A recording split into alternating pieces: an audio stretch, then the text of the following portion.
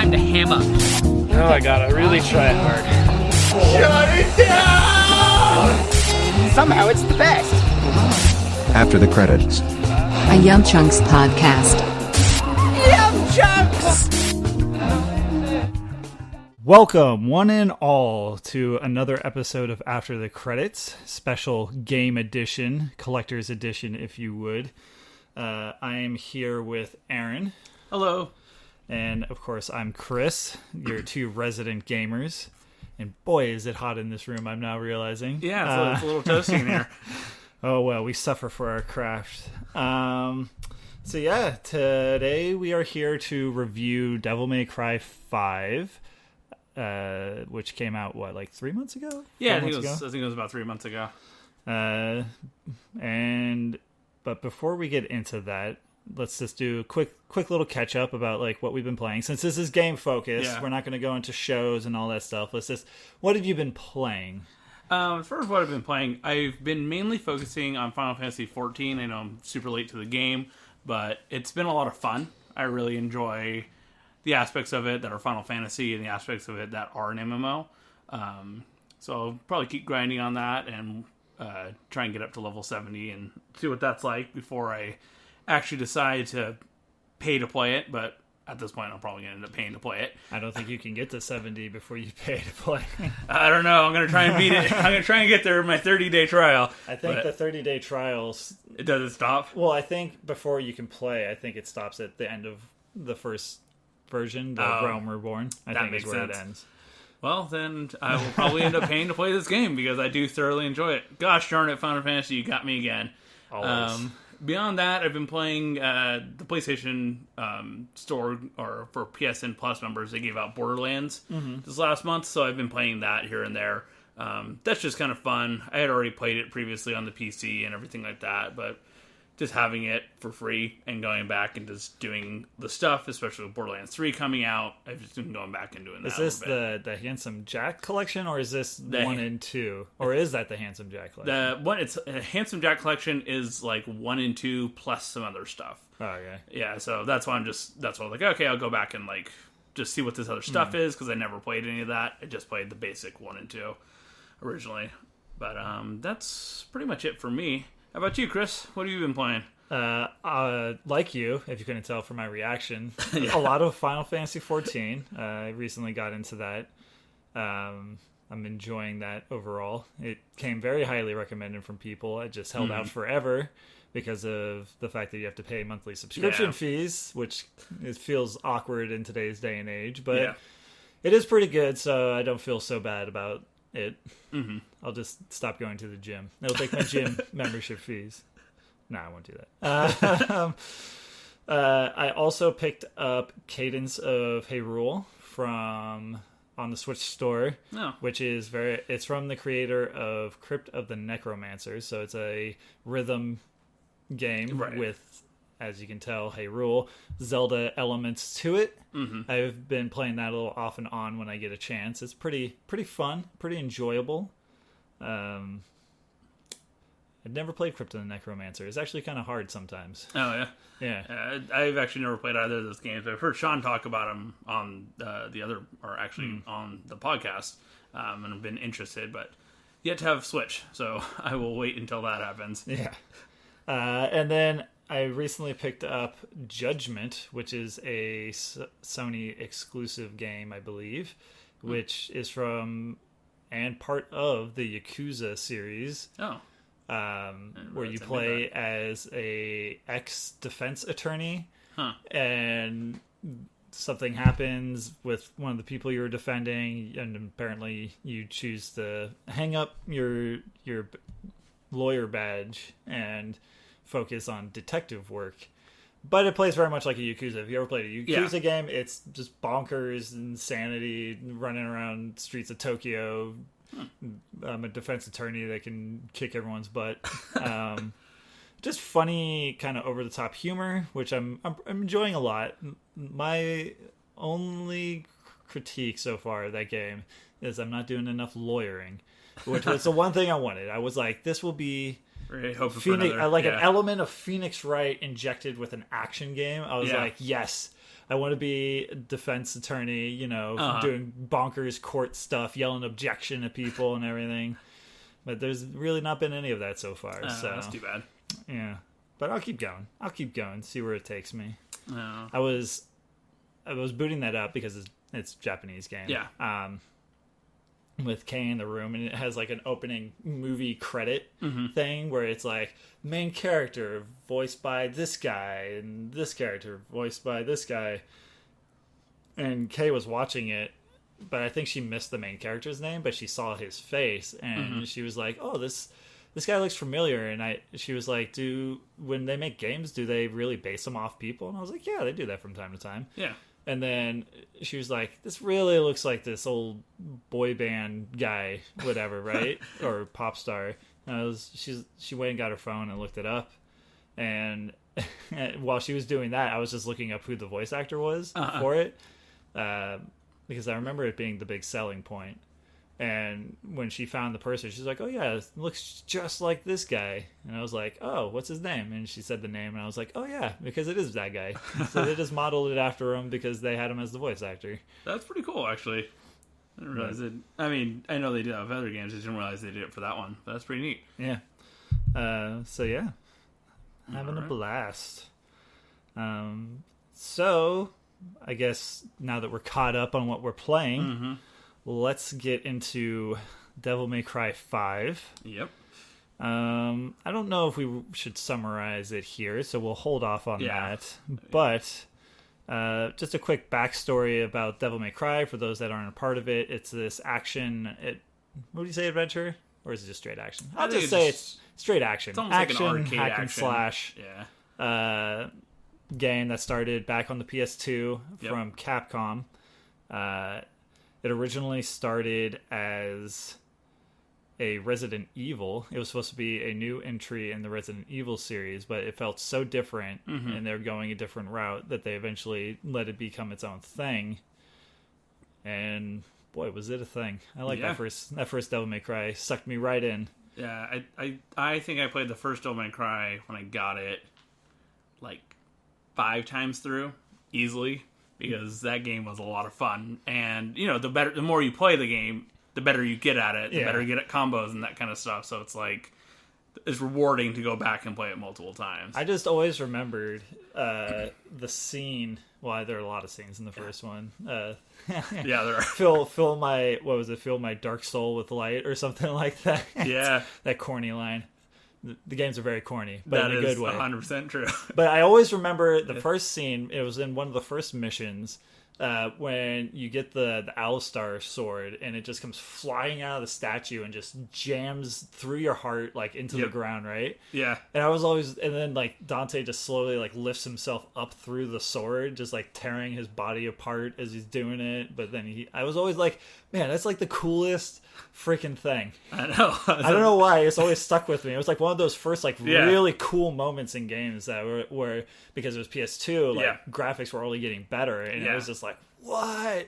Oh man, that's so cool. Yeah, that definitely was a moment, and I still think about that, and I'm getting all nostalgic for that game right now that we're talking about it. But it's like it just came out on the Switch. I did. I saw that. Another reason to get it. But then Devil May Cry 2, not so good overall. But I never actually finished it. Kind of on the flip side, yes, I did finish it. Oh, okay. On the flip side, Devil May Cry 2 was originally an original IP that was being developed on the side that I think Capcom eventually didn't trust to be able to sell itself. They didn't like the direction it was going. So then they jammed Dante into it and made a Devil May Cry game. And it shows. Yep, it very much shows. Not very good overall. I mean, I guess compared to a lot of action games, it was still kind of solid, but it wasn't what you were expecting. Kind of easy. Yeah. The first Devil May Cry game was punishing. It was punishing. Yeah. So we'll gloss over that one. Yep. And then Devil May Cry 3 came out, or Return to Form, a prequel to the first Devil May Cry. That one was, at the time, also PS2, it was viewed as being one of the hardest games ever made. Yeah. it had a very steep learning curve, if you remember. Like the first few fights, like it was tough. You had to play it smart, and you can't just jump in there. Yeah, I think it left that lasting impression to where people were like, "This game's really hard." Even though I think it gets easier, like most of them, as you get better at it and play longer, grow your character. Yeah, and that's the thing when you start getting other abilities, when you start getting more health, more longer devil trigger, that kind of stuff. The game does get easier, and especially different weapons. I distinctly remember the tri-chucks, nunchucks, the Cerebus ones. Those really, like, you could just string combos together really easily with that. And I appreciate that they brought them back in 5, but actually, what was it, 3? I remember, just sitting there and playing that game, and I played that one multiple times too. But that one was really tough, just to even like start off. I remember just hiding in the corner half the time, shooting the guns, being like, "Stay just back, die. don't get hit, don't get hit." Yeah, no, I agree. I remember the first the scythe wielding guy, that boss fight. Yeah. I was like, it was so hard. I remember dying so many times the first time I played the game on that, but. It was also a return to form. I like that you brought up the nunchucks thing, because I think Devil May Cry 3 was also the first time that they fully embraced kind of like this cheesiness in the series. Like a lot of times whenever Dante gets a new weapon or whatever, he has a fun little cheesy cutscene where he's testing it out or whatever, right? Swinging around, like, woo! Yeah. And then also, I'll always remember the opening to that one where he's just chilling at his home, right? Yeah. Or the office, and the bad guys come in, and he's just like killing them all creatively while eating pizza, rocking out to music, and that's so cool. I think 3 is really where the series found where its success would lie.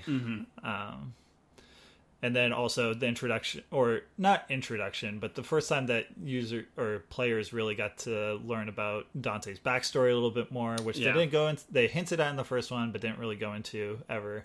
And then you met Virgil really for the first time.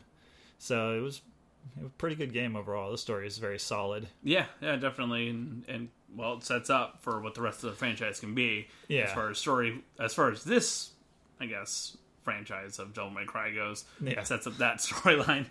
And then that led us to Devil May Cry 4, which came out in around 2008. Yeah. Introduced a brand new playable character in Nero. You still get to play as Dante. Yep.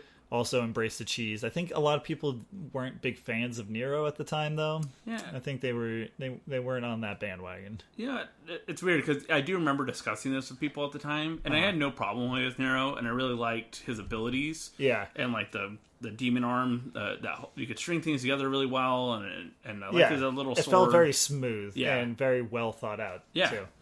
I completely agree.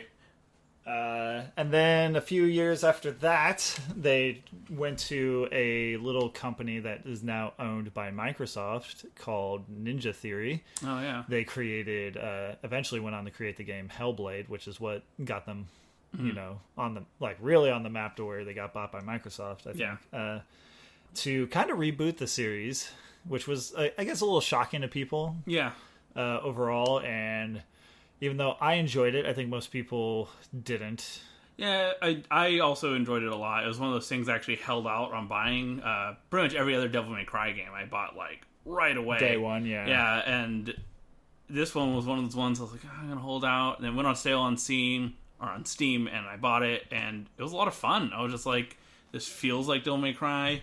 Looks like Devil May Cry to a certain extent. The combat felt very similar, but I think what tore people up was the hair. The overall feel, right? Yeah. Like, this was probably the first one with, like, more of a message behind it, and not just, like, a silly, goofy, kind of fun one, which it still had its goofy, fun moments, and Dante would wisecrack and stuff, but did you know that Alex Garland wrote DMC? You know who Alex Garland is? He's the guy that wrote Ex Machina and directed Ex Machina. The Beach. Yeah. He wrote. He's a big sci-fi writer and stuff. So he was actually tagged and wrote that in the DMC game. Oh, really? Wow. Yeah. So I thought that was always an interesting fact. That is. I didn't realize that, and I mean, it makes sense why the story is the way it is. It's a good story. Yeah. Not against it at all or anything like that. But yeah, that's pretty cool. So. 6 years after the release of DMC, the reboot, and 10 years after Devil May Cry 4, Capcom, I'm sure most people were like, will we ever see another Devil May Cry? Yeah, I was. It wasn't even on my mind anymore. Yeah. Honestly, it's a long time. Capcom surprised everyone by just announcing out of the blue, Devil May Cry 5, here it is, coming in a couple months, right? And it was like, what? Man, that's awesome. They had fun stuff going on, and then here we are. I was super hype leading up into this game. Yeah. Because, man, people were, like, right before it came out, the reviews were coming in, and they were just nuts. They were bonkers. Everybody was like, this is a freaking amazing action game. Mm-hmm. And so when I got it, I was, like, super hyped. I don't know about you. Yeah, I was too. I mean, that was the whole thing. It was just like, I was playing something else at the time, so I was just kind of waiting. I think I was just playing through Kingdom Hearts all the way, so I was kind of waiting until I could put my full attention into it, because I knew that once I got the game, I was going to sit there and just play it and put all my attention focused into the game, and that's exactly what I did. But man, yeah, I was so hyped for that game. It was, and I feel like it lived up to it for me. That's for sure. So we're here. We both played it. Yep. Let's discuss it. Very much similar to our last one, our Kingdom Hearts review. Let's start with more of like the design, gameplay elements of it before we get into the story. Mainly because I feel like gameplay, even though this is gameplay heavy, it's always a little bit quicker. So I figured in the gameplay we would talk about first how we feel about the overall like mission structure / level design of it. Do you think they could ever really evolve it? Like, because right now when you play, it's broken up into missions, right? Yeah. There's usually around 20 or so missions each game, and each level, each mission is a very kind of tight cornered, like corridor type thing. You're going through very controlled battles, which is awesome. It's how it's meant to be. But how do you feel about that? Do you feel like it could evolve into more of like an open world or into something else? Like, how do you feel about its whole structure? I think I could see them moving towards an open world, but not like a massive open world, more like a smaller one. I'm actually thinking of infamous Second Son, how that open world, it was open world. You could go between two parts of the city, but it was pretty small overall. I feel like they could fit in something like that possibly, but do I necessarily want that? I don't know yet, because if we got there and they said, here it is, guys, and it was good, I'd be happy with it. But I guess I'm just used to the traditional mission style, like you said, very controlled battles, very controlled path that you can walk. And that's fine with me, because that's how Devil May Cry games play, and I enjoy it, and I don't think it really subtracts from anything. Like, I know we're in this age of everything being open world pretty much, but it's like, you know what? It's fine to just go back and do a level how you've done it before. Right. Because it works. It definitely controls the pacing of the game. Yeah. I like that you brought up Second Son, because as you said it, I started thinking, I guess you could run around kind of like an open city and then just select a start a mission and then have it be more catered and controlled then in corridory. But I think the problem you would have then is you would be able to kind of grind in areas, which I tend to do in the infamous games and games such like that. And then by the time you actually start a story mission, you're overpowered. Yeah. And you lose like that element of control, like difficulty, which Devil May Cry 5 also kind of, it's not like super hard like 3 was, right? But definitely felt a notch above what most games are nowadays. Like they're not afraid to kill you. Yeah. I like the corridor element of it a lot, and the pacing. It actually kind of makes it very easy to pick up and put down, I think, because you're just like, okay, I'm going to finish this mission. And then it'll be like, the missions aren't very long usually. Yeah. I'd probably say none of them are designed to really be longer than 10 minutes at a time, really. Yeah. Maybe a little more sometimes, depending on how much you want to explore. But yeah, I feel it really works well with what they're going for, and with how over the top the game can be at times, I feel like it really controls your pacing, like what you can do ability wise, teaching you its deep mechanics as you go along, never like overloading you with mechanics, right? So I feel like those always worked really well. Yeah, no, I agree with that. So I guess the next thing we should talk about is the combat, the core of the game, the very core of this action game. I'm going to jump in on this one right off the bat and just say I don't think there is an action game I've ever enjoyed more than Devil May Cry as a series. I love the way it feels. I love the characters. This one added more characters with different play styles even. I love how cool you look when you do things, but you still have to earn it, right? Yeah. Like, there are other action games out there where they're kind of a button masher, right? You can pull off all of these cool things, but you just have to press triangle a lot, right? Yeah. In Devil May Cry, that's never been the case. It's very much had that Capcom Street Fighter kind of blood running through it, where to pull off combos, you have to be, like, timing specific. You know, the pause, the combos, all that stuff, the angles. I've always loved that, and it's made me appreciate how cool it looks even more when I pull it off. Yeah.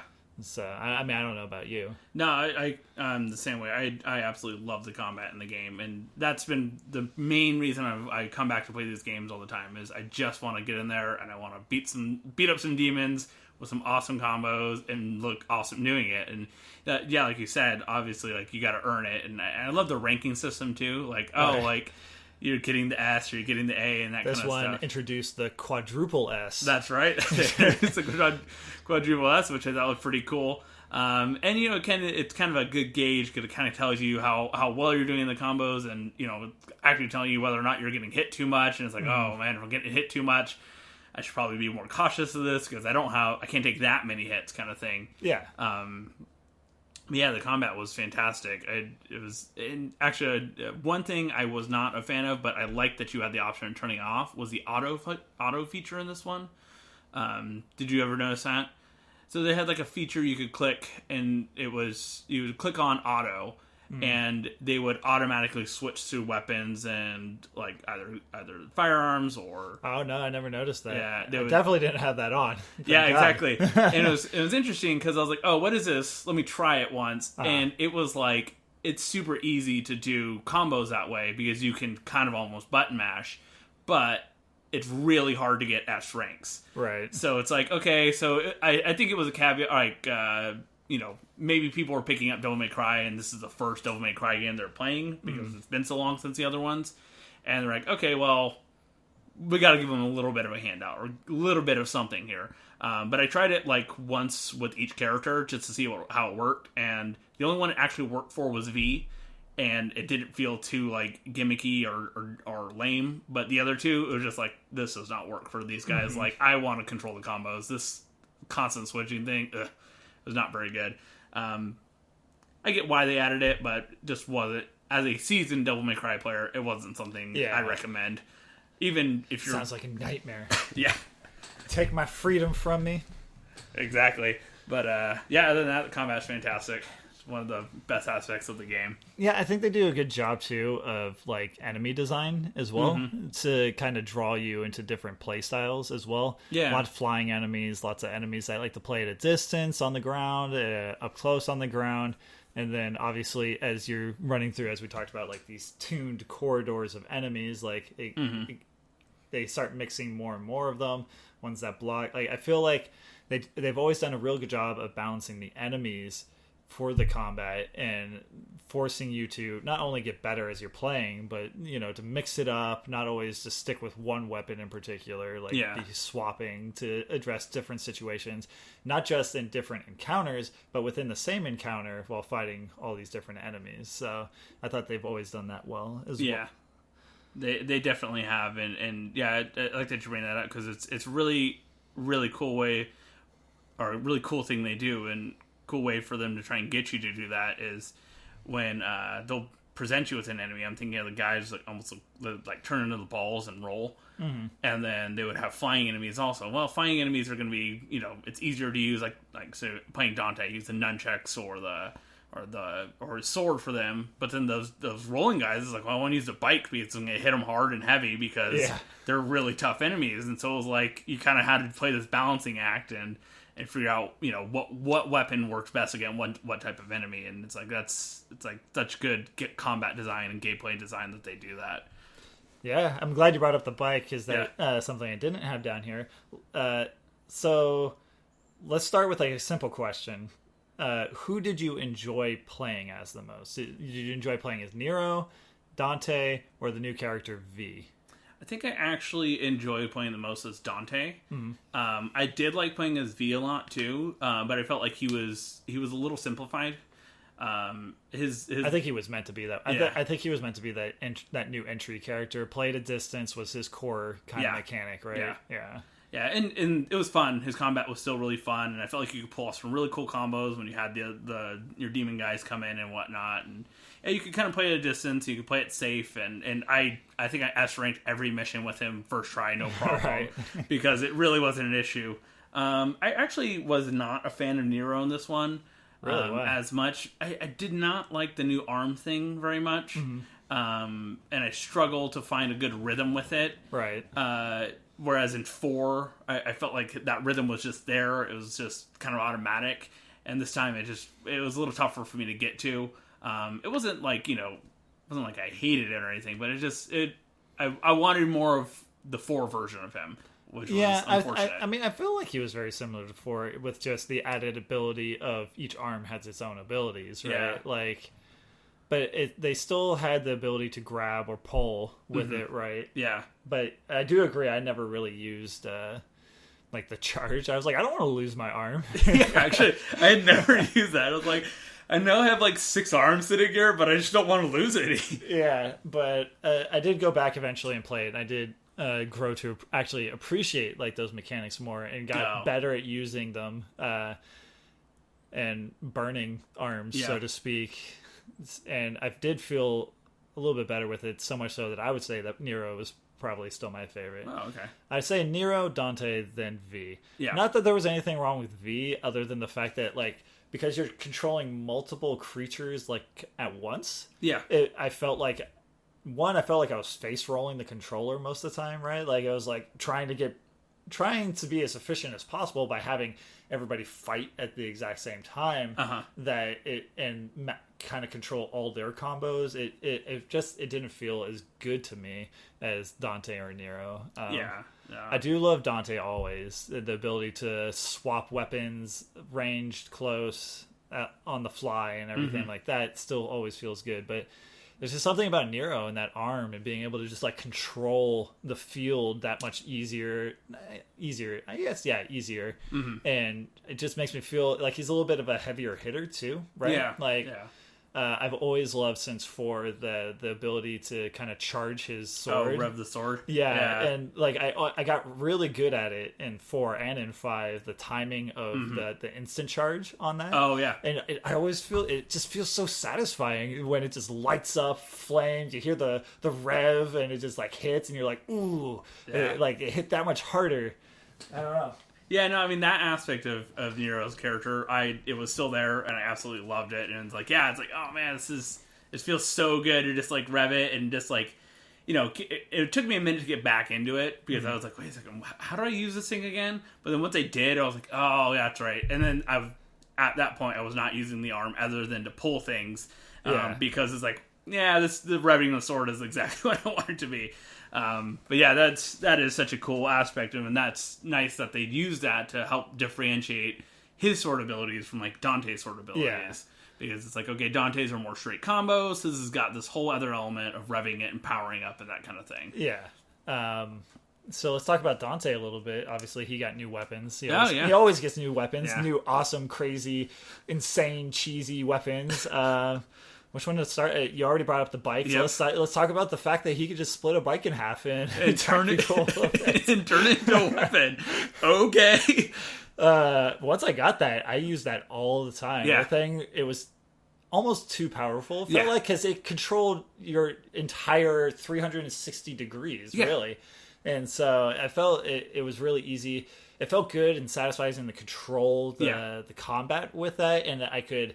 If I felt somebody coming in close, swap to it, do a quick sweep to get them to back off a little bit, and then swap back to, the rebellion was broken. Yeah. With the Sparta, the Sparta. Yeah. And things like that.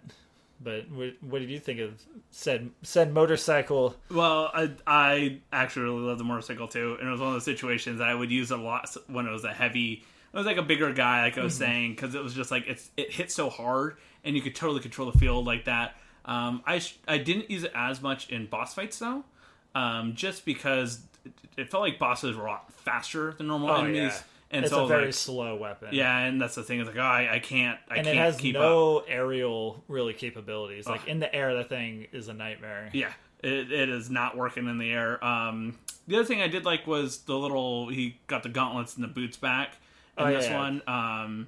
Those are pretty cool, and I mean they're just kind of always what they are, but the thing I really enjoyed from Dante was the sword and the different styles you could use on the sword now. Oh yeah, well those were always there. Was they always there? They were at least there since. No, they've been there since 3. I think 4 made it so it was easier to swap between them. In 3, you had to specifically choose, I think, between combat. That was the thing. You had to specifically choose beforehand, like at the mission start or something. But now you can swap between Trickster, Royal, some other ones. I don't know. There was 4, but it was pretty easy to swap actually in this game, and it felt really cool to string combos together between the different kinds. Yeah. And so I was like, that was neat. I appreciated that. And I mean, that doesn't just apply to the sword too, right? That applies to almost all the weapons, I believe. Which is nuts to think about mechanically, like the amount of effort the designers put into each single weapon to be able to support those 4 very distinct play styles, like a defensive, an offensive, a show-off, right? Like a gun-based one, like all that stuff. The new Cerebus, the Tri-Chucks in this one, that was really cool because you could swap and they added the lightning. Yeah, they added the lightning, and then it become the staff, and you're just like, oh yeah, I forgot about the bow staff. That was really man. They did some cool things with weapon design in this game. Whoever designs on Devil May Cry, they must have such a blast. I know. I think that too. Nothing's wrong. Everything could be right because of just the world and everything. Speaking of which, the hat. The Michael Jackson hat. Like the hat. My first playthrough, I didn't really use it because it obviously absorbed your currency in the game, right? But man, it is just a ridiculous weapon. I went back obviously in my further playthroughs. Man, I mean, did you ever really use it? I tried it out a couple times. I was like, I'm not sure exactly how to do this, and then obviously I was afraid of the currency, and then. Yeah, when I went back on my second playthrough, I was like, let me try this a little bit more and see if I can get it. And then, you start getting it. Dance attacks all day. It's good. You're just like, what the heck? It's actually pretty powerful overall. I do like the scarf that gets shorter as you run out and stuff. I thought that was really cool. Very, very smooth. Are we forgetting any new weapons? I mean, there's the other firearms. There was the dual bazookas this time. Oh, yeah. Actually, I found whatever Mary's original bazooka was from 3 on my first playthrough. So I actually got that before I got the one from the story. So by the time I got to the one in the story, towards like the second to last mission or the last mission, I already had both, which I don't know if they intended for that. I think originally it was supposed to be like a secret, and you find it late on a second playthrough or whatever. But because I was just scouring every little nook and cranny, I found it. So right off the bat, I was already like dual wielding all this stuff. That was actually pretty helpful, and it was actually the most helpful to me in boss fights because it did a lot of damage for range, and you're like, I gotta stay back. Man, the bosses hit hard in this game. Yeah. And so I was like, I gotta stay back, and I'm just gonna bazooka this guy for a minute.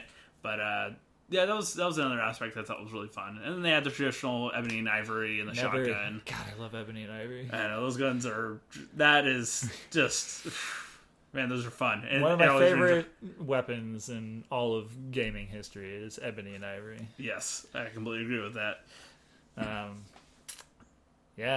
So beyond just the weapons, character growth, the game, I mean, it doesn't really mix it up that much. It's the same it's always been, but it's always satisfying to kind of get the currency, go buy new combos that fit your play style first versus having to have like a specific skill growth, right?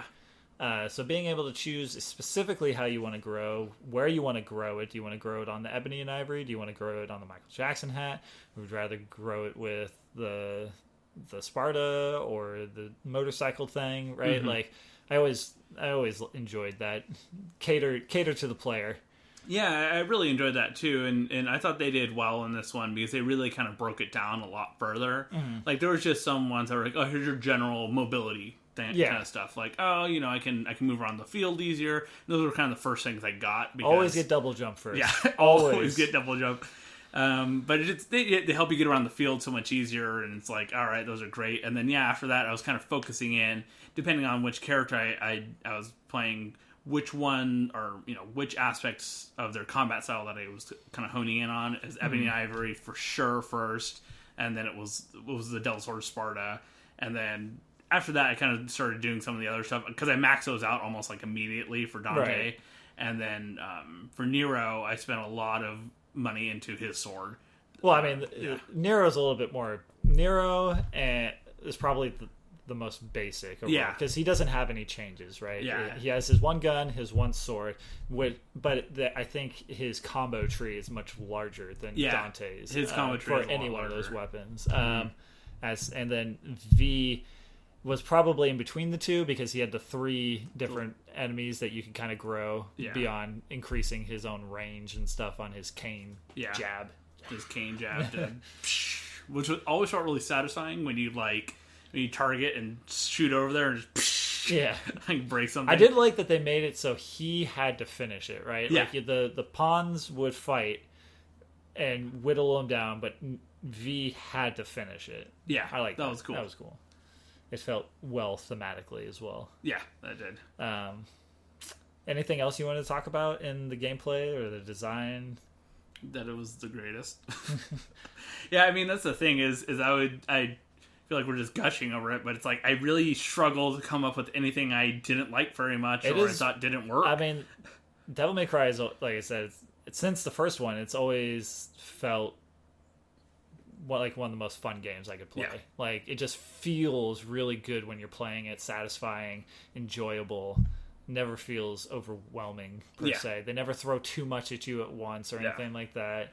They always have, like I said, they cater to you, so they never force you to play any specific way.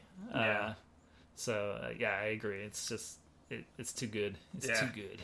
Actually, as we were talking about, I did think of one thing. I kind of mentioned it earlier about the bosses hitting hard. It's like the only time I died in the game was against bosses. When I was playing through the normal levels, I found that the enemies were easy to manage, and no one ever got me to a point where I was like, I'm cornered, I'm getting messed up, I can't get out of this kind of thing. But that's fine. It wasn't like it was a big issue or anything like that, because bosses should be more difficult. The bosses also always have that added mechanic, essentially, of timing matters, right? Right. You're supposed to, all the enemies you're supposed to read, understand their attack patterns, right? But the bosses have that much more specific of attack patterns that you have to know when to go in, when to back off, right? Yeah. And when to swap to a specific style and things like that. So and I guess that was the case. And sometimes it felt like the patterns, and I'm sure they did this on purpose, but sometimes it felt like the patterns will switch up a little bit on you in the boss fights. And then that's when I would just get punished. I was like, oh shoot, I was just going on this last pattern. Now I'm over here and getting messed up. But I actually did find the final battle against Virgil to be a good example of this, but also really hard because he was constantly evolving as you were fighting him, which means you studying him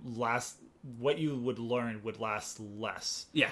Before he would change it up again. Yeah. So it's like I appreciate that a lot because of how just well that's all designed. But I will say those are the harder parts of the game to me. What we're taking on the bosses. Yeah. But it was good. So now that I spoiled who the final boss is, let's talk about the story. Yeah, let's go for it.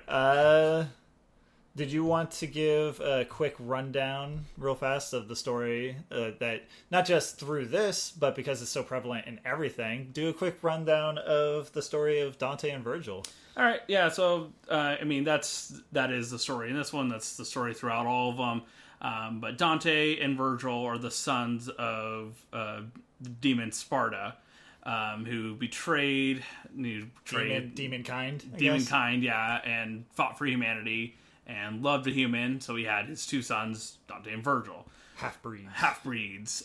They proceeded to go down different paths, Virgil taking more of the demonic evil path and going ahead and joining up with them and becoming an adversary to Dante. We really start learning about this more in Devil May Cry 3, right? Yeah. It was the death of their mother, right, after their father had passed away, that led to them being split up in a degree. Right. And they actually touch on that a little bit more in this one, but I'll let you continue. Yeah, no, that's exactly the thing. Yeah, it's the death of their mother that leads to them being split up, and they're going down these different paths. And they're both given these swords, the Rebellion and then the Yamato, which are, kind of incarnates of their power, which is really interesting. But throughout the whole thing in Devil May Cry 3, Dante, he seals away Virgil, and we kind of go from there. And you hit Devil May Cry 4, there's this new character, Nero, and he's interesting because, he's got this demon arm. You're like, what's his deal? He's working with this other organization. But you don't get any sign or whiff of Virgil in that one, which I thought was kind of other than the fact that his arm is revealed to be Yamato. Exactly. I was going to say, other than that fact. And then you're like, why is his arm Yamato? And, they carry that over in this game. Yeah. Almost one of the first cutscenes is Nero's arm getting removed by some shadowy figure, which we find out is Virgil, because he needs the Yamato back. Yeah. And so you're like, oh man, that's crazy. Why was the Yamato tuned to Nero in the first place? And, I think in 4, I kind of suspected this. But a lot of people kind of did. But... And then they could just straight confirm it in this one. Nero is Virgil's son. Yeah. And Dante's nephew. And you're like, oh, snap. This is great. Yeah. Fantastic story stuff. And that kind of carries us through this whole story. But also introduces another character by the name of V. And why I mentioned the weapons, the Rebellion and the Yamato, they both do very specific things. Dante learns what his does by breaking and him piercing himself with it and creating his own Devil Sword. I think it is just Devil Sword Sparta again. But no, it was like I think it was named after. I think it was named after him. Yeah, I think once he absorbed both swords, Dante, it was the Dante or something. Yeah. It was like the something. It was the Dante. Keep going. Yeah, but he makes his own sword, and then Yamato is going to unlock all of Virgil's demonic power and make him a pure demon, essentially, which creates the character V, because that was his humanity, or what was left of his humanity, which I thought was really cool, that they actually kind of showed the differences and the purposes of these swords that we've been kind of used to hearing about or playing with this entire time. A little bit more of a backstory to them, right? Because they were all created from Sparta. Right. So it is called the Devil Sword Dante. That's what it is, the Devil Sword Dante. But he creates that sword, which is actually a really cool sword to use throughout most of the game as Dante. But that is kind of the story of Dante and Virgil, and it feels like we finally got to a conclusion with it, but at the same time... I mean, is it a conclusion? Yeah, that's what I was going to say. At the same time, I don't know that it is. But they're hanging out now. They seem to be palling around. So I've always enjoyed the Dante Virgil mechanic, right? Yeah. Devil May Cry 1, right? He's hinted at, right? Yeah. Because it's a focus on who is Dante. Oh, his mom died. He had a brother, and then you find out that one of the recurring enemies is your brother, kind of demofied by the main bad guy of that game. Yeah. And then 3, they go into the history of Virgil, and they have like this interesting kind of rivalry and but respect for one another always. Yeah. And I felt like they did a good job in 5 in maintaining that, right? Like there's definitely that deep-seated hatred in Virgil for Dante, right? Even though Dante does not hate Virgil in the least. I think in 5 they elaborate further on why Virgil's mad is because the mom chose to save Dante over Virgil, and even though she went to actually save Virgil afterwards. But so I've always found that mechanic that feeling between the two of those characters to be probably one of the strongest ones in gaming narrative overall. Mainly because they just keep building on it through these various games.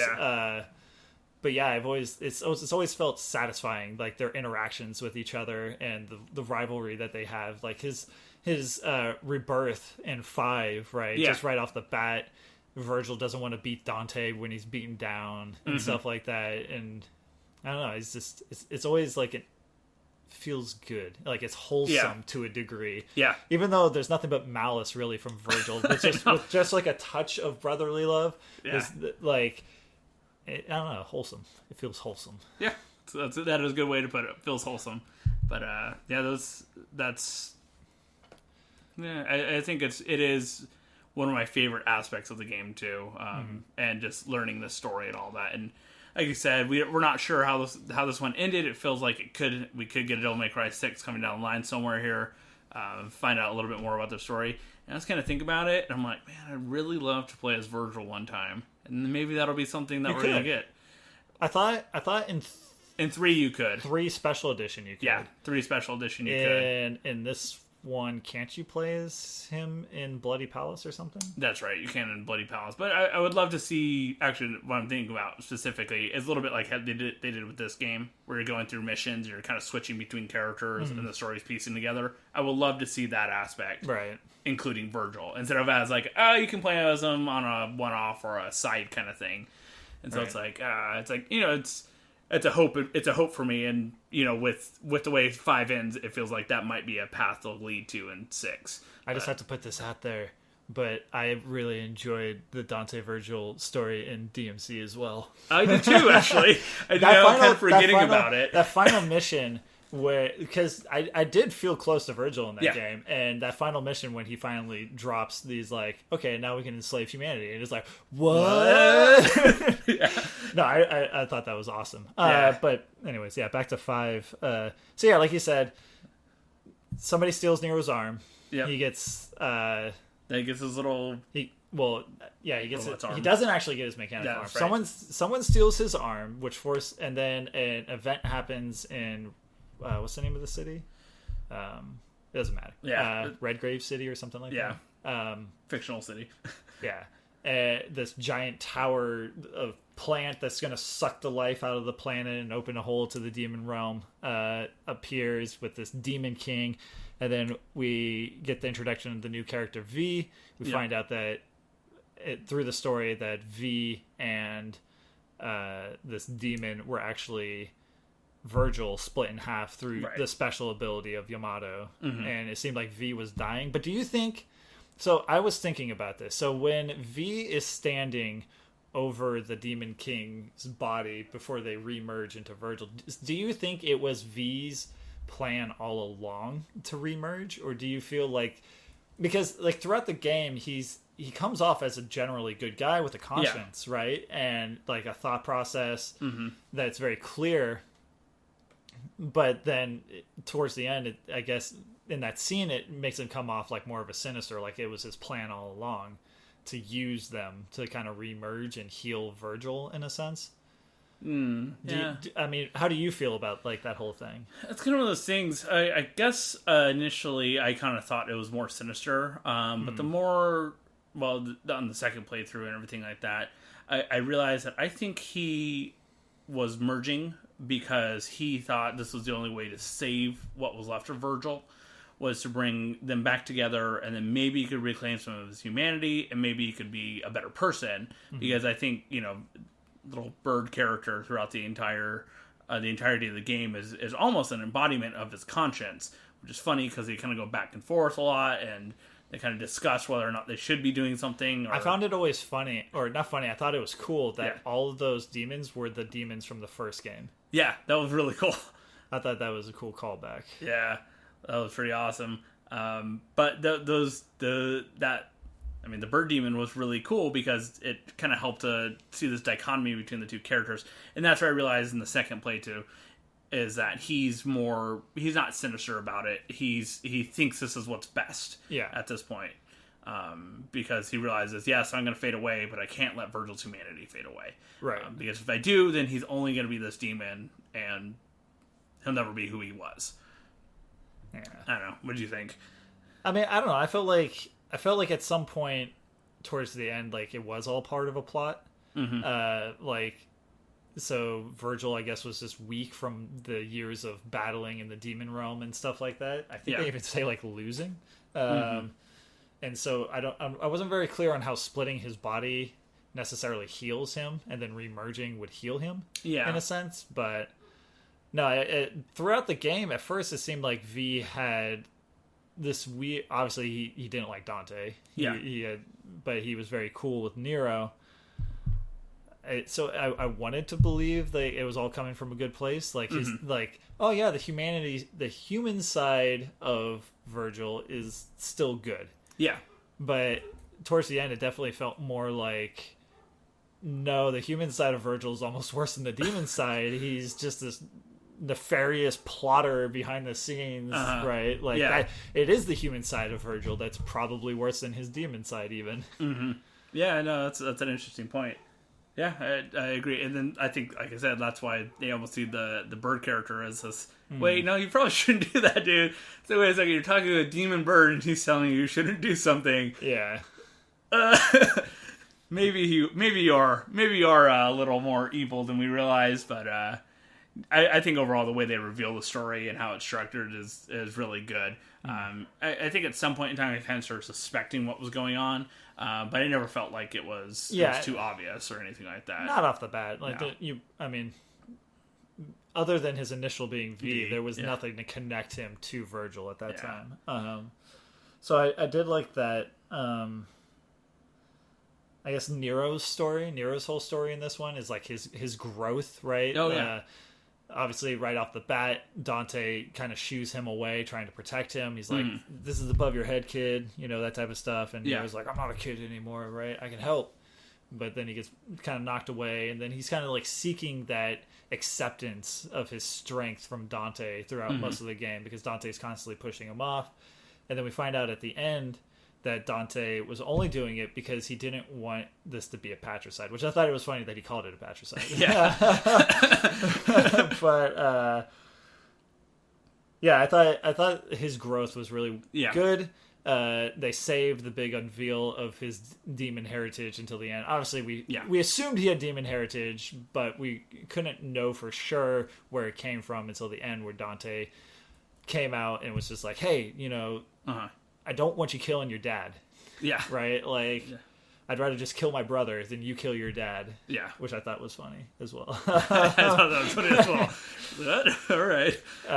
And then Nero finally... I thought it was a little rushed how he engaged his devil trigger, though, right? Yeah. Like, he was on the phone with Kyrie, right? And then he was just like, this is my family. I'm saving them. Bam! I'm a demon now. What? Yeah. Like, I thought that was a little weird, but I did like the design of his demon overall, and like his emphasis on the hands, obviously because his arm is the big deal. But he like can now regrow his arm whenever he sees fit. Yeah, he can lose it / regrow it whenever. I thought that was funny. But I did. It felt Nero's character felt very satisfying in this one overall. Like at first, I thought it was like, man, why are you acting, so angry, right? It's just like, chill out.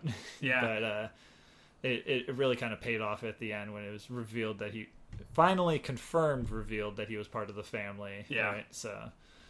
Yeah, and it was a really cool way to span a 2-game like story arc or character arc for him. It was like, okay, well, we kind of just got introduced to him. We had some suspicions, and then we just got him full on part of the family. Him getting his devil trigger, all that stuff, and so it was just like, man, what they're doing next with him is going to be interesting too. Whatever they do, or if they continue to use him in games, which I hope so, because I found he's the only one left on the Earth side. That's right. So that's what I was kind of thinking. It's like, how will they do this in future games, or will they do this in future games and whatnot? But yeah, he's the one who's got to protect everyone on the Earth side. Yeah, and then Dante's whole arc, right? Arc is kind of a stretch. He's Dante. He's always just Dante. Always stands up for what's right? Yeah. And then he's just funny one-liners and fancy dances and show off. I do sense like his character, he constantly shows he doesn't want to necessarily be in this thing with Virgil, this back and forth kind of combat, but at the same time he just accepts that is like, as long as you're still threatening me or the Earth, I'm gonna have to stand between you. Like, I don't want this, you're my brother, which was obviously built up in 3, right? But Virgil is just like, nah, I want you dead. Or not. It's not that Virgil wants Dante dead, it's just that Virgil wants to prove he's stronger. Yeah, it seems like such a pure sibling rivalry thing. He wants to prove he's better, he's stronger, and doesn't Virgil even have like that musing after he's reborn from the top of the tree, where he's like, I wonder if Mom had saved me, if our roles would have been reversed. Yeah, right? Yeah, he Even though kinda it's just does kind of a throwaway line, but I feel like it does kind of add a lot to his character, though. Like, he realizes, and I think he wants the audience to realize, I'm coming from a place of, my growth, my circumstance, my, what's it called? It's this grudge he's holding against, really, their mother and Dante for not being the one who was saved. And, I think it's interesting because it's like, well, yeah, if he was saved, if they were both saved, would any of this really happen? Well, probably not, but we don't know. That's kind of one of those aspects. And it's a question he's asking himself and he's asking the audience. And it's like, well, I'm glad you weren't saved, so we got some good games out of it. Yeah. I mean, I think at the end, because like in Devil May Cry 3 and in this one, they always hint at the fact that it's not that Dante is necessarily stronger. They're usually, when, like, especially in like cutscenes, and I think they did a good job during the final boss fight of this one. They emphasize that they are essentially equally matched almost at all times, right? It's more of just the morality of what Dante is doing gives him like that ability to keep going just a little bit further. Yeah. So even though it was Nero that kind of came in and saved the day this time, otherwise they just would have been fighting forever. Yeah. I did thought it was when Nero shows up and he kind of backhands Dante when Dante is about to let out a little quip, and then he's like, "I don't want anyone else dying here." And then Dante throws out that line. It was just like, "Well, you could have killed me with that bitch slap, right?" Like, I thought that was pretty funny. That was good. Dante with his quips, which, I mean, I thought, okay, so let's kind of just get off of straight plot related things. This is definitely the funniest Devil May Cry. They definitely completely like embrace that 90s, 80s action cheese. Yeah. Lots of over-the-top cutscenes, people doing crazy things right from the get-go to Dante's quips all the time. Like, I don't know, what was your favorite cheese moment in this one? I think anytime you called the van and how it just showed up out of literally nowhere in this crazy banner. And you're like, what is going on? Yeah. But it was just like, oh man, it's like, oh, you need the store. And normally they had the statues, and then when you got to the Demon Realm, the statues are there. But when you got to call the van, it was like... Always has that... that coming from a hallway through the wall, Oh, just driving up through the ground. What is going on? Where is this van coming from? But just that level of cheese and hilarity with this van just appearing out of nowhere, and him using the van in the opening cutscene to slay demons along with his sword and gun. I was gonna say that's probably my favorite cheese moment because it just sets the mood just right for the game. Right? It's so over the top goofy that like the van's driving down, you see the demons, the driver, she's just running over all these demons, and eventually the van just flips and Nero chooses to jump out, and then in like this weird time dilation, like he's just flipping over it within like seconds of this van flying and just murdering all these things to this music. Quick cut back in the van, the girl, what's her name again? Gosh, I did not. I thought it started with an N. Nico. Yeah. She's like in slow motion trying to flip a cigarette into her mouth or whatever, right? Like, it was just so perfect. The music, we haven't really touched on that, but the music is always on point in these games. Yeah, that's the true. music playing in the background in that scene is it's so hilarious. Yeah, it is. It's just, man, it's such a great way to set up what the game's going to be like, and it's such a great way to just be like, you remember these games, you remember how great they are, you remember how much fun these can be. Look at this.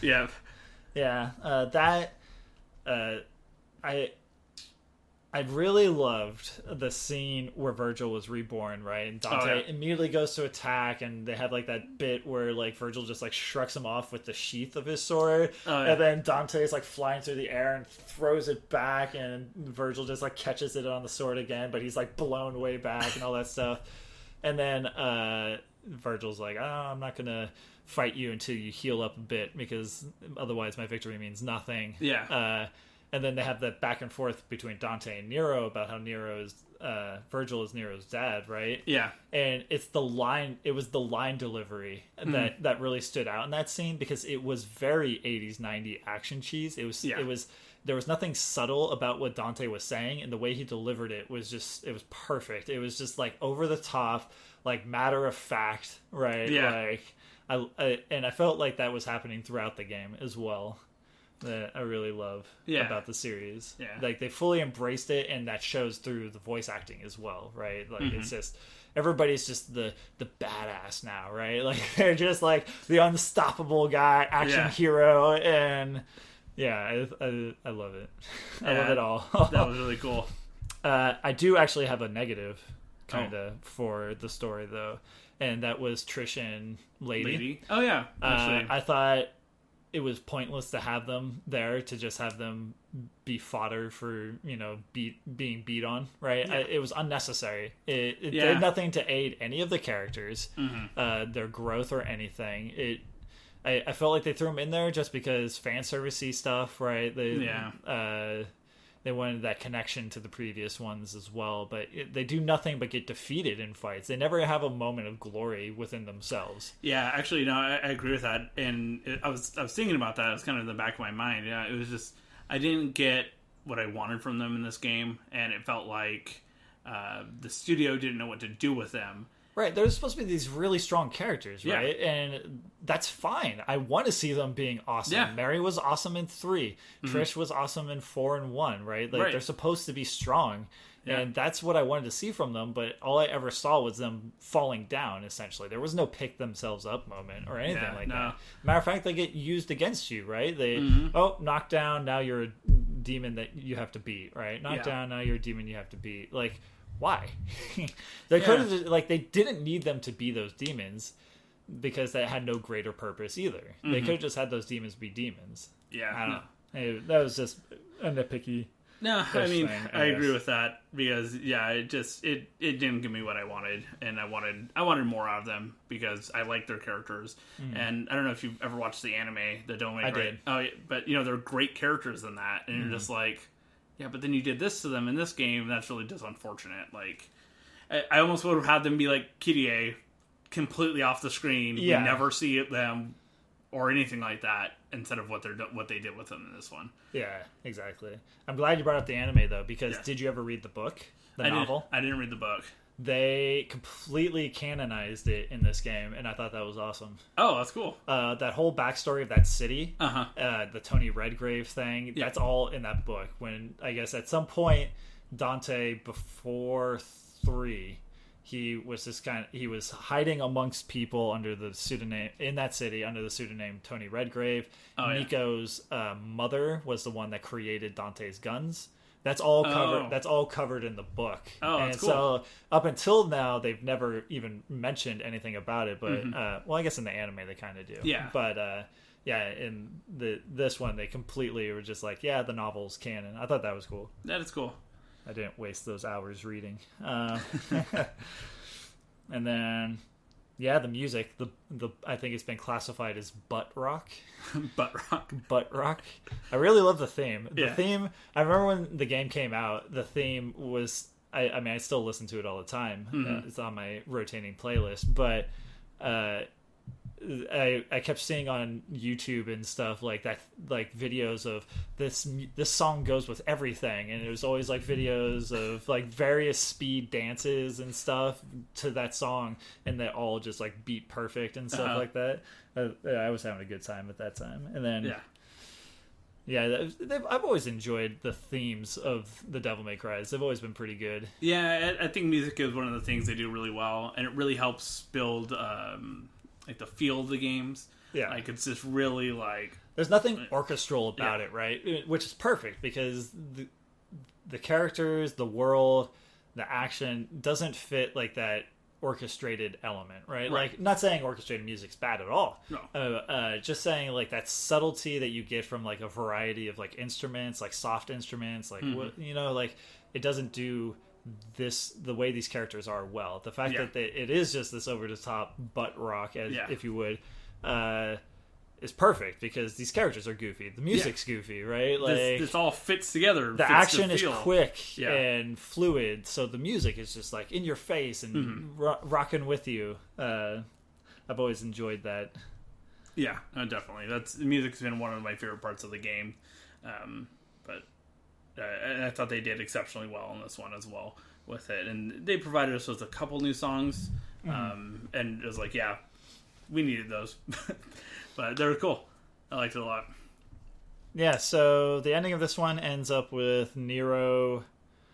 Nero's still on Earth, working with Nico.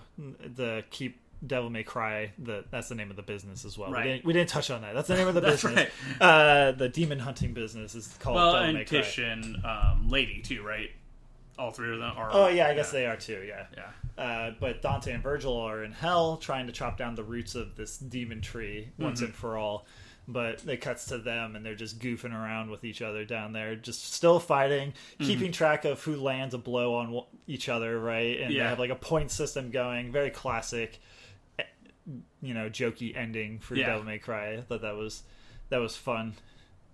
I agree. Once again, showing more. It actually showed more of like, I guess, growth on both those characters of acceptance of one another, right? Like, it seemed like a lot of the anger that Virgil had for Dante in this game had dissipated by that point. Yeah, that's the same way too. As I was saying, it's like it feels like they're like together. Like you know, they still have this rivalry that they're always going to have of being siblings, but they now accept each other and they're not trying to kill each other all the time. Yeah. So that was really cool. But it's always fun to watch those two fight because everything's always so perfect, right? Yeah. Like they block with like the tip of their swords and stuff like that. Just over the top. Love it. It's Love awesome. it. It's always awesome. So is there anything else you wanted to touch on about the story while we're here or anything relating to it? No, I don't think so, actually. I think that's pretty much it for me. So overall, final thoughts, I guess. How would you rate this game in your opinion? Everyone needs to go buy it and play it. It's fantastic. I mean, I might be biased because I played all the Devil May Crys and I'm a huge fan of the series, but I think this is probably one of the best Devil May Crys they've made. And this is one of my favorite games I've played so far this year, for sure. Yeah, I mean, I agree wholeheartedly with that. It's funny, this game came out around the same time as Sekiro. Oh, that's right. And those are both action games, but they have very different types of action. Yeah. And I just found it interesting because I saw like a rift between people as they talked about these games as they were coming out, because people were very excited for Devil May Cry. Some people were very excited for Sekiro. I obviously fall in the Devil May Cry camp. I'm not a huge fan of the Dark Souls combat. Yeah. And the reason for that is I by no means think that it's bad. Those games are fantastic. The Dark Souls, Sekiro, everything From Software is doing is amazing. Yeah. It's just, to me, it doesn't fit what I want from an action game, which is exactly what Devil May Cry always gives me, which is I feel amazing. I feel unstoppable. I feel like a cool guy, right? I'm just this cool guy taking out demons with flair. Yeah, I'm in control of the situation, right? Oh, we didn't touch upon how the fact that all these characters are immortal by definition, but that adds to their character and why they're all so cocky. Because they're all technically immortal. They can't die. Whatever, fly all over the place. You can lose in the game and get game over, but technically they can't die unless you like remove their hearts or something. Yeah. But yeah, so that feeling I've never gotten anywhere else. So, and this game delivered on that in spades. Everybody should play this game. Yeah. It's I think accessible enough for new players to just hop in and play around and have a good time. Lots of extras. You can replay missions as different characters, which is cool. See slightly different things happen. Yeah. Nothing like earth-shattering because it's a very narrative-driven game, so they can't have too many different types of stuff happening. But the Bloody Palace is always there, so you just really hone your skills overall. Plenty of cutscenes you can rewatch. Awesome action to rewatch. This is one of the few games where I do go back and watch those things because they're just like the opening really cutscene. Cool they're just really fun. Also, did you get the pre-order edition where you got the live-action cutscenes? I didn't. Have you seen those? No, I haven't actually. After this, listen to this. I'm going to show you some of those. or maybe I won't. I think I deleted it. I think I deleted the files off my PS4. We can check. All right. Live action cutscenes, hilarious, just hilarious. Like they call them previs. Oh. And like imagine the opening cutscene. You have these actual actors sitting in like a barely kind of cardboard box made to look like the van. They're saying their lines. They're kind of acting like they do in that scene, right? They got like cardboard box that just says like jukebox on it. So when he's going to turn on the music, it's just like hitting cardboard and stuff like that. And then when it cuts back to the van about to run over the demons, it's just like a toy van being pulled along this track with all these little things. It's hilarious. That's great. If anything, I can just show it to you on the TV. Oh, okay. But yeah, it's amazing. Fun, very fun to watch for sure. And they did that for like I think all the cutscenes throughout the game. It was a pre-order bonus. That's really cool. So yeah. Good times all around for Devil May Cry. Just always. Where do you think they can go from here? Where do you think? I mean, it's kind of way out there in the open. Where would you like to see them go from here? So from here, I think I want to see. I touched on it a little bit. I want more of this swapping characters and different combat styles. I love it. It's fantastic. I'll see what they do with this tree if they're able to take it down. And I think it'd be really interesting to actually make a Devil May Cry game where Nero is actually the main character of it. He's kind of is in this one, but then once Dante shows back up, it kind of starts going both ways. You definitely spend more time with Dante than Nero. Yeah. But I would think that would be the way I'd want to see 6 go is, we're going to find out mainly what's going on with Nero and on the Earth and what he's doing to defend and keep running Devil May Cry, really. And then, find out what's going on with Dante and Virgil and that kind of stuff. And, multiple characters you can play as and whatnot would be a lot of fun too. But here's a question for you: where would you place this among your favorite Devil May Cry games? Ooh, I think I still have to put 3 at top, and then I think this is just like right there. Like it's tough because I almost want to say this one, and maybe it's just because I played it most recently. But I feel like in my heart, 3 was the better, like not really the better game, but it was something else. They do something that I feel like the other Devil May Cry games don't do as well, which is build up the villain, right? Like in the first one, not only did you have Virgil as they were building him up, but you also had Mary's father. Yeah. That was kind of this really good kind of puppeteer, kind of egging Virgil on and stuff like that, right? Yeah. And I feel like they do a good one with this one as well, with just building up the conflict that's happening within Virgil himself, right? Yeah. So... yeah, I agree. It's hard to top 3 overall. Yeah, but I think this gets pretty darn close. Yeah, that's what I think too. It gets pretty close to top 3, but yeah, but this is that's what I said. It's one of the best Devil May Cry games, easily, and a lot of fun. All right, well that's a good note to go out on then. Yeah. So Devil May Cry is sadly behind us now until they do Lord's Wife. I hope. Because this is their main creator now. I hope that instead of moving on to Devil May Cry 6, I'd like to see him move on to Dragon's Dogma, go back to Dragon's Dogma. Oh, yeah. I would like that. I don't know if that's what they're going to do. Yeah. But what do you have on your horizon gaming-wise? Obviously, E3 just passed by, so a lot more things got announced since the last time we asked this question. Right. So, I mean, that's kind of the thing. Cyberpunk looked really awesome at E3, and Keanu Reeves being on it. All right, yeah, it's fantastic. But you're breathtaking. Yes. But Death Stranding, definitely. It's actually coming out later this year. That was a surprise, right before E3, Sony announcing Death Stranding for November. Yeah. I was like, oh my god. Did you pre-order the collector's edition? I have not pre-ordered it. I pre-ordered the collector's edition because it comes with the life-size baby in a jar, fetus in a jar thing, and I was just like, man, what a talking point that is to have just out. Somebody comes over to your house, just sees what's that? Oh, it's this great game. Yeah. What do you know about how Japanese writes stories? What do you know about that? Yeah, that. I'm pretty excited for that. I'm happy it got the release date for this year. That's awesome. They didn't really talk about it very much or anything like that. But Last of Us 2, it's got to be coming out pretty soon, is my guess.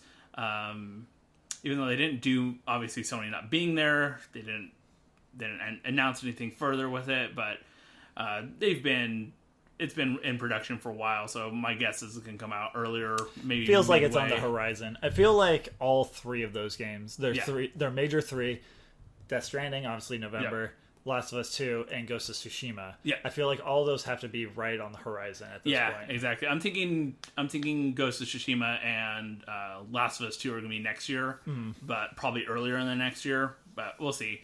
Probably space them out a little bit. Yeah. I would imagine Last of Us coming out before Ghost of Tsushima. Yeah, I would think so too. Oh, and then the other thing is, of course, the Final Fantasy VII remake. Yes. And finally, No, I thought you said Final Fantasy VIII remastered. Sorry. Well, Final Fantasy VIII remastered, yes, for one. Actually, it was so funny because I have it on the PlayStation Store, and I've been replaying like the other one, and then I saw that, and I was like, well, looks like I'm going to buy Final Fantasy VIII for the third time. That's all right with me. I was like, I'm buying this on PS4. I'm buying this on Switch. I'm buying this anywhere I can get it. I know, definitely. I was thinking that. I was like, yep, I'm definitely buying this, and I'm buying this pretty much anywhere I can get it. And it's just, I'm Final Fantasy VIII, and obviously the Final Fantasy VII Remake will touch on that after I finish gushing over 8. 8 is one of my favorite Final Fantasies. And Underrated, completely underrated, and I feel like, it always gets overshadowed by 7, but it's right there with 7, and to some extent, when I was younger, I liked 8 a lot more than I liked 7. I grew to appreciate 7 a lot more getting older. I'm still kind of leaning that way. I appreciate 8. Easily my favorite one. I obviously the press conference they started with 7, so I couldn't say, but I was like, I don't care about Avengers or anything else going after this. I'm done. 8's all I needed. 8's all I needed. 8 was 8. It looks crisp. Yeah, it Their does. faces look crisp. Character models look fantastic. I mean, we haven't seen the summons yet, really. I thought they showed a couple of summoning, or they saw not the summons themselves, but like that Super Saiyan aura that they give off right before they summon. Yeah. So, I mean, that'll be cool to see what they do with that and other stuff like that. I don't know, were they updating the cutscenes too at all? I think, no. I don't think when they remaster they do. Yeah, I was going to say, I kind of remember in 10 and 10.2 they didn't do the cutscenes. Yeah. And it always felt like a little weird because, like, the character models were much sharper then at that point. It's like, what's going on here? But yeah, so I thought that I was like, okay, they probably won't update the cutscenes, but that's okay. But, I mean, just the character models they look fantastic now, and that's going to be awesome. Definitely going to get that when that comes out. But then moving on from Final Fantasy VIII, Final Fantasy VII Remake, finally getting a release date for it. Part 1. Part 1. Hearing this Part 1 thing makes me a little like, why is it only Part 1? And they keep saying it's only Midgar.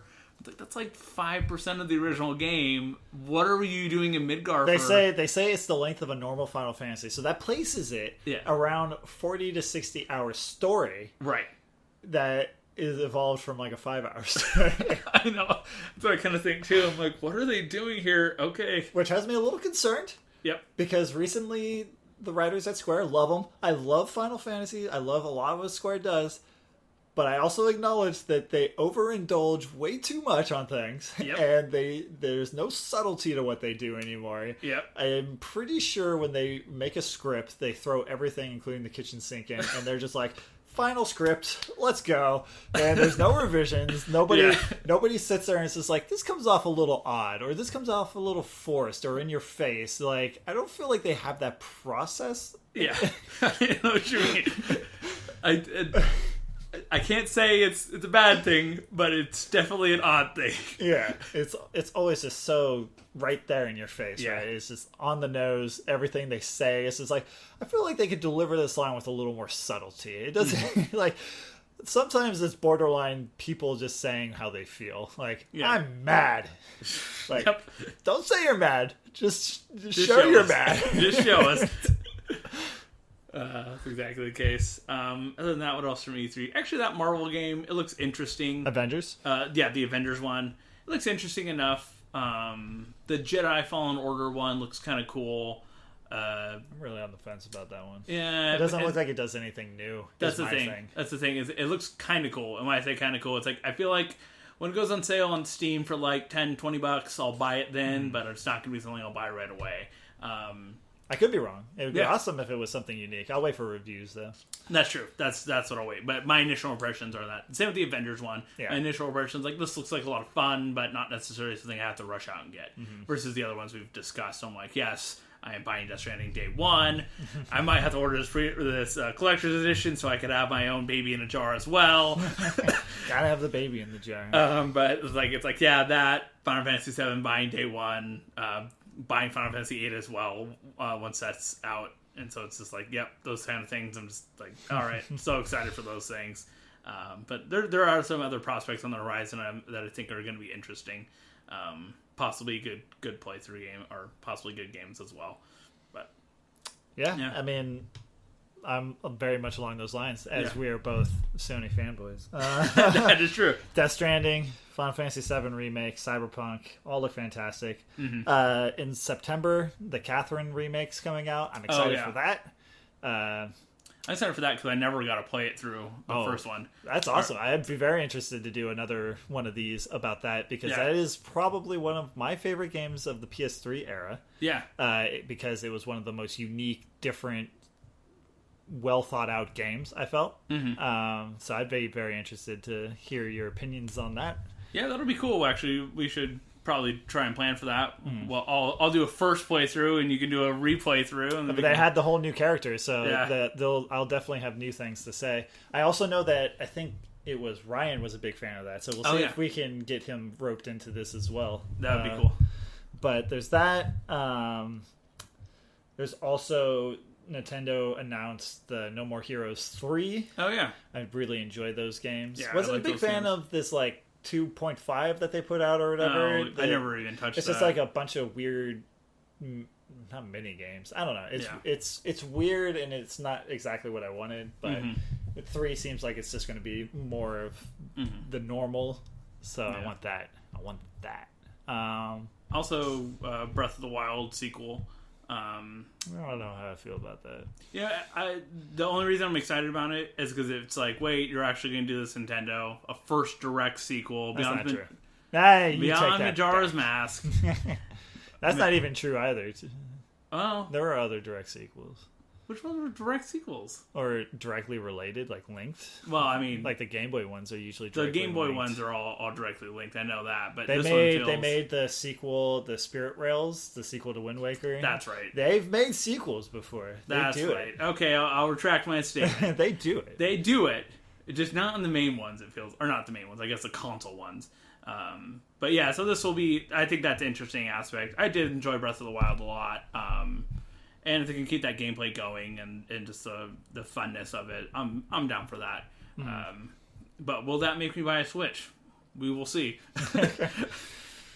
That Switch. I'll play it someday. Cool. Yeah.